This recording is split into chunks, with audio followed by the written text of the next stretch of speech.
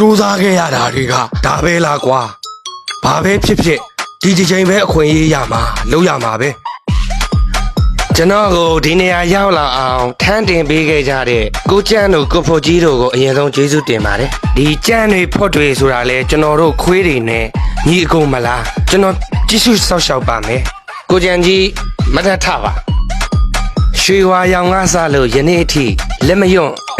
ဂျုံမယွန့်အားကိုးရတဲ့ကိုကျန်းထိုင်လို့ရပါပြီအဓိက